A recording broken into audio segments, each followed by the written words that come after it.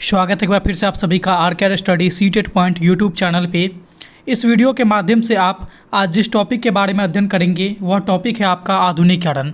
यानी कि आधुनिकीकरण से जुड़े सारे बातों को आप इस वीडियो के माध्यम से अध्ययन करने वाले हैं।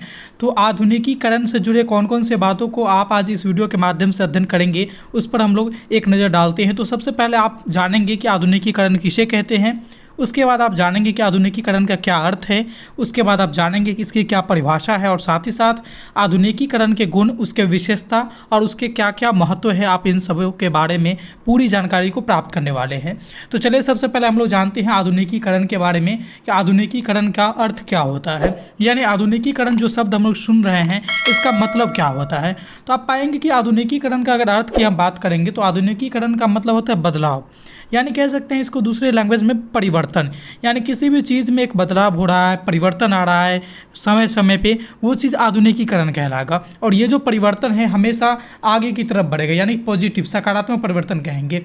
यानी कि ये जो बढ़ गया फिर इससे आगे बढ़ेगा, ऐसा नहीं कि ये पीछे की तरफ बढ़ेगा। तो इसका जो परिवर्तन है वो सकारात्मक परिवर्तन होता है। तो इसके बारे में चलिए कुछ और जानते हैं हम लोग कि आधुनिकीकरण क्या है। कि एक नवीन अवधारणा है जो किसी भी क्षेत्र में सकारात्मक बदलाव को लाता है और जिससे क्या होता है कि वह क्षेत्र आधुनिकता से जुड़ जाता है। यानी मॉडर्न युग से, वो मॉडर्न एरा से वो चीज़ें जुड़ जाती है, वह क्षेत्र जुड़ जाता है। जैसे हम बात करेंगे बहुत सारे कुछ एग्जाम्पल के तौर पे, जैसे पुराने ज़माने में इस तरह से गुरु बच्चे को शिक्षा देते थे, एक किसी पेड़ के नीचे बैठ जाते थे और बच्चे भी उनके सामने इस तरह से बैठ के शिक्षा को ग्रहण करते थे। लेकिन आजकल ज़माना बदला, हम लोग का क्या है कि बहुत चीज़ें बदल गई और आज आप पाएंगे कि हम ये इस तरह के जो शिक्षा का प्रचलन था वो काफ़ी पुराना हो गया, ख़त्म हो गया एक तरह से। और आज हम लोग स्मार्ट क्लास के माध्यम से शिक्षा को ग्रहण करते हैं। दूसरी चीज़ आप देखेंगे, जैसे पहले हम लोग क्या था कि इस तरह के पेड़ पौधे को पहन करके हम लोग अपना जीवन व्यतीत करते थे। उसके बाद कुछ इस तरह का शर्ट पैंट बीच में पहनना लोग स्टार्ट किए, जो आजकल भी पहनते हैं। लेकिन अभी और यहाँ पर आधुनिकता में जाएंगे तो अब ये जो जीन्स है वो भी आजकल लोग फटा पहनते हैं और कहते हैं कि ये जीन्स ज़्यादा मॉडर्न है, ये ज़्यादा चीज़ आधुनिकता है। तो कहने का मतलब कि ये जो परिवर्तन आप देख रहे हैं कि यहाँ पर परिवर्तन हुआ, ये पहनावे में हमारा परिवर्तन हुआ, कैसे पहले पहनते थे, फिर शर्ट पैंट पे आई जमाना, फिर जीन्स पहने और आजकल लोग जीन्स को फाड़ कर भी पहनते हैं, कहते हैं कि यही आधुनिकता है। ठीक है, तो इसी तरह से और भी क्षेत्र है, बहुत सारे क्षेत्र है। जैसे कि बात करेंगे कि पहले का ज़माना का हेयर स्टाइल आप देख लीजिए, ठीक है, बालों का स्टाइल, और आज के ज़माना का देख लीजिए कितना चेंजिंग आ गया।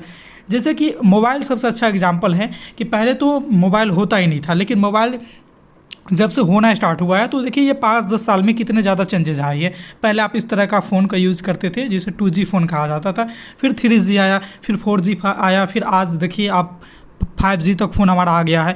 बहुत जल्द 6G, 7G, 8G, इस तरह से अनेकों ये जो इसमें आधुनिकीकरण की जो प्रक्रिया है इसके द्वारा अलग अलग प्रोडक्ट आपको आधुनिक प्रोडक्ट मिलते जाएंगे। तो ये जो चीज़ें आपने देखा पूरा का पूरा कि कैसे यहाँ पर शिक्षा क्षेत्र में बदलाव हुआ, पहनावे में बदलाव हुआ, मनुष्य का ये उसके उपकरण में बदलाव हुआ, ये सारे के चीज़ में जो परिवर्तन आया, एक प्रकार का जो आपको बदलाव दिख रहा है, ये जो है आधुनिकीकरण का देन है। इसी को आधुनिकीकरण कहते हैं। ठीक है, तो आधुनिकीकरण के बारे में चलिए हम लोग लिखित रूप से और भी कुछ जानने का यहाँ पे प्रयास करते हैं कि आधुनिकीकरण सबसे पहले कहाँ इसका प्रयोग किया गया था। ये जो शब्द है आधुनिकीकरण, इसका प्रयोग, ये शब्द का प्रयोग और साथ ही साथ इस पूरे प्रक्रिया का जो प्रयोग है सबसे पहले पश्चिमी देशों में किया गया था और उसी के अकॉर्डिंग बाकी के सारे देश उसको नकल करना चाह रहे हैं, मतलब कि उनके जैसे बनना चाह रहे हैं। तो आधुनिकीकरण का जन्म देने वाला जो कोई देश है तो वह है पश्चिमी देश। इस बात को आप याद रखेंगे और इस प्रकार से आप कह सकते हैं कि सामाजिक, आर्थिक, औद्योगिक, धार्मिक, नैतिकता, प्रेरणा, शिक्षा, उपलब्धियां तथा आकांक्षाओं को अन्य उन्नत समाज के अनुरूप करना ही आधुनिकीकरण कहलाता है। जैसे हम कहते हैं ना कि कोई विकसित है तो उसके जैसा हम खुद को बनेंगे, मतलब कि उसके लेवल में खुद को पहुंचाना क्या है, आधुनिकीकरण कहलाता है। चाहे वह विकसित सामाजिक हो या फिर विकसित वो आर्थिक मामला में हो, औद्योगिकी के मामला में हो या फिर नैतिकता के मामला में हो या फिर शिक्षा के मामला में, किसी भी मामला में किसी भी एक क्षेत्र में अगर वो विकसित है और अपने समाज को भी हम उसके अनुरूप लाना चाह रहे हैं, मतलब क्या है कि हम आधुनिकता करना चाह रहे हैं, आधुनिकीकरण करना चाह रहे हैं। ठीक है, तो ये चीज़ें आपका आधुनिकीकरण कहलाता है। इसके बारे में और भी जानिए। जैसे कि हम बात करेंगे कि आधुनिकीकरण की परिभाषा, आधुनिकीकरण की परिभाषा की अगर हम बात करेंगे तो आधुनिकीकरण को किस तरह से हम लोग परिभाषित कर सकते हैं, तो चलिए इस पर हम लोग देखते हैं।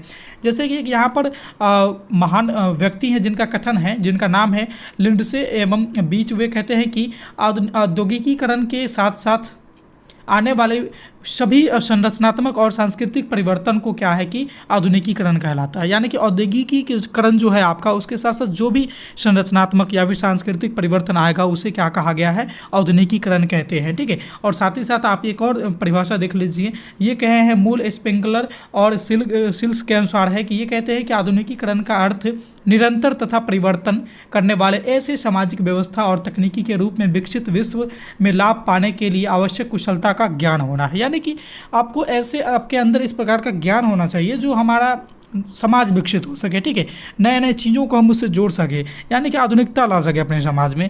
तो इन दोनों के हिसाब से आप आधुनिकीकरण की परिभाषा को यहाँ पर देख लिया। आगे हम लोग बात करते हैं एक और यहाँ पर व्यक्तियों का परिभाषा लेते हैं जो अच्छा यहाँ पर अपना एक्सप्लेन किया है, विचार को दिया है आधुनिकीकरण के संदर्भ में। वो है विलियम। ये कहते हैं कि आधुनिकीकरण एक क्रांतिकारी परिवर्तन है जो एक परंपरागत समाज को पश्चिम के विकसित, आर्थिक रूप से समृद्ध और अपेक्षाकृत राजनीतिक रूप से अधिक अस्थायी देशों की तकनीकी और उससे संबद्ध सामाजिक संगठन के स्वरूप में परिवर्तन कर देना है। यानी कि मैंने आपको पहले भी बताया था कि इसका जो सबसे पहले प्रयोग करने वाले लोग थे आधुनिकीकरण के, जो देश था वो था हमारा पश्चिमी देश। तो इनका भी मानना है कि उनके जैसा खुद को उनके स्वरूप बना लेना ही क्या है, आधुनिकीकरण कहलाता है। ठीक है, तो इनका भी परिभाषा आपने देख लिया। अब हम लोग बात करेंगे कि शिक्षा में आधुनिकीकरण क्या होता है। जैसे मैंने आपको बताया कि पहले के ज़माने में पेड़ पौधे के एक वृक्ष के नीचे गुरु शिक्षा देते थे, फिर यहाँ पे हम लोग का स्कूल में नॉर्मली ब्लैक बोर्ड पे शिक्षा दी जाती थी। अब आज देख रहे हैं कि हमारा डिजिटल बोर्ड के माध्यम से यानी स्मार्ट क्लास में बच्चों को शिक्षा दी जा रही है। तो आप क्या देख रहे हैं कि शिक्षा में क्या है कि परिवर्तन आ रहा है। तो शिक्षा में आधुनिकीकरण का एक ही तात्पर्य होता है कि शिक्षा में बदलाव से है। ठीक है, जो शैक्षिक क्रियाकलापों को और बेहतर बनाने का काम करता है। जैसे कि आप देखेंगे कि आजकल के ज़माने में विभिन्न प्रकार के शिक्षण सूत्र, विभिन्न विधियाँ या फिर शिक्षण सहायक सामग्री अनेकों प्रकार के यूज में लाए जाते हैं, उपयोग किए जाते हैं। ये सारे के सारे हमारा आधुनिकीकरण का ही देन है। और इसमें कैसे यूज़ किया जाता है, जैसे कुछ दिन पहले आपने देखा था आप लोगों का NCF 2005 एक टॉपिक है जो पढ़ना होता है, तो ये आप देख रहे थे।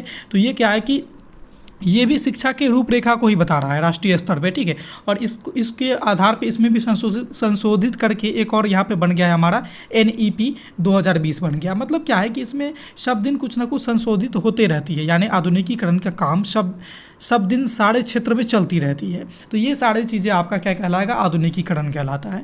आगे हम लोग बात करेंगे आधुनिकीकरण के विशेषता, उसके गुण, उसके महत्व, उसके उद्देश्य के बारे में। तो आपको यहाँ पे जानकारी मिलेगी कि सबसे पहले कि आधुनिकीकरण जो है वह एक गतिशील प्रक्रिया है, यानी इसमें निरंतर बदलाव आती रहती है और नए बदलाव आती रहती है, इसीलिए इसको कहा गया है कि यह एक गतिशील प्रक्रिया है। साथ ही साथ हमारा जो आधुनिकीकरण है यह एक परंपरागत समाज के विभिन्न क्षेत्रों में परिवर्तन करके एक भिन्न प्रकार का चीज़ों का निर्माण करता है, उसको एक भिन्न बनाता है, पहले से उसको और उत्कृष्ट बनाने का काम करता है। कौन? तो आधुनिकीकरण किसी भी समाज को। आधुनिकीकरण प्रगतिशील एवं आगे देखने वाली प्रक्रिया है, यानी कि हम तो एक तो प्रगतिशील हैं, लेकिन ये अनुमान भी लगा सकते हैं अपने आधुनिकीकरण के आधार पे कि हमारा जो देश है, हमारा जो समाज है, वो आगामी 10 साल बाद कितना अधिक विकसित हो सकता है। तो ये सारी चीज़ का अनुमान हम आधुनिकीकरण के मद्देनजर रखते हुए लगा सकते हैं। जैसे आधुनिकीकरण का तात्पर्य केवल देश के उसके भौतिक या फिर कहें तो सांस्कृतिक विकास या फिर उसके परिवर्तन लाना से नहीं है, अपितु उस देश में जो व्यक्ति रहते हैं उनके जीवन शैली में बदलाव आना चाहिए, उनके मूल व्यवस्था में बदलाव आना चाहिए, उसके विश्वास, उसके शिक्षा, उसके चिकित्सा इत्यादि अनेकों क्षेत्रों में बदलाव आनी चाहिए और बदलाव सकारात्मक बदलाव आने चाहिए। ये हमारा ये आधुनिकीकरण का विशेषता होता है, इसके गुण है, इसकी खासियत है। तो आपका यहाँ पे आपका पूरा जो टॉपिक है आधुनिकीकरण वो समाप्त होता है। आई होप कि आपको ये सारे टॉपिक अच्छे से समझ में आ गई होगी, किसी प्रकार की कोई समस्या नहीं रही होगी। आपको यह वीडियो कैसा लगा आप हमें कमेंट के माध्यम से ज़रूर बताएंगे। अगर आप हमारे चैनल पे पहली बार आए हैं तो चैनल को सब्सक्राइब करके बेल वाले आइकन को प्रेस बिल्कुल करना ना भूलेंगे, क्योंकि इसी तरह के जब भी मैं यूजफुल वीडियो आपके लिए अपलोड करूं तो सबसे पहले नोटिफिकेशन आप तक पहुंच जाए। तो इस वीडियो में इतना ही था, फिर मिलते हैं अगले वीडियो में नए टॉपिक के साथ। तब तक के लिए देखते रहिए हमारे channel RK study CTET point को। धन्यवाद।